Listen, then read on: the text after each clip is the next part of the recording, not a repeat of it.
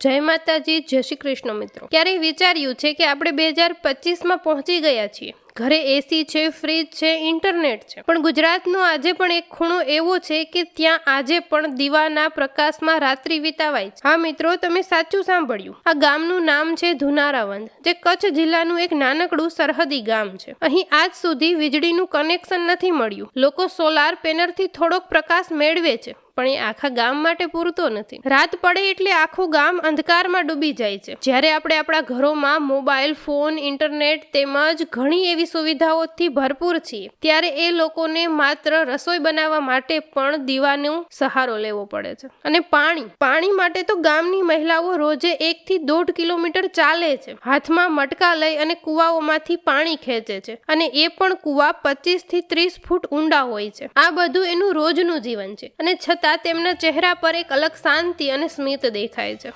માર્ગ નથી, એટલા સારા રસ્તા નથી કે એમ્બ્યુલન્સ ગામ સુધી પહોંચી શકતી નથી। જો કોઈ બીમાર પડે કે પ્રસ્તુતિનો સમય આવે તો લોકો હાથથી ખાટલા પર ચડાવીને બહાર સુધી લઈ જાય છે, એ પણ રેતીના રસ્તેથી। વિચાર કરો, એક બાજુ કચ્છમાં દેશનો સૌથી મોટો સૌર ઉર્જા પ્રોજેક્ટ છે, અને બીજી બાજુ આ ગામ કે જેને એ સૌર ઉર્જાનો પ્રકાશ આજ સુધી પહોંચ્યો નથી, એવું ઘણા બધા મીડિયા અને સ્થાનિક લોકોનો ઉલ્લેખ છે। પણ ગામવાસીઓ કહે છે, અમને આશા રાખીએ છીએ કે એક દિવસ આ અંધકાર દૂર થશે અને અમારું ગામ પણ પ્રકાશિત થશે। આ છે આપણા પોતાના ગુજરાતની સત્ય વાર્તા। એક એવું ગામ જે જીવન અંધકારમાં છે, પણ દિલમાં પ્રકાશ હજી જીવંત છે। જો મિત્રો આ હકીકતની વાત તમને દિલ સુધી પહોંચી હોય અને માહિતી ગમી હોય તો વિડીયોને શેર જરૂરથી કરજો, કારણ કે ક્યારેક જાણકારી જ બદલાવ લાવી શકે છે। અને આ જાણકારી પરથી તમને તમારા જીવનમાં કંઈ શીખવા મળે અથવા તો સમજણ મળે તો કોમેન્ટમાં જરૂરથી કહેજો। ત્યાં સુધી વિડીયોને લાઈક કરી દો। ચાલો મળીએ એક નવા વિડીયોમાં।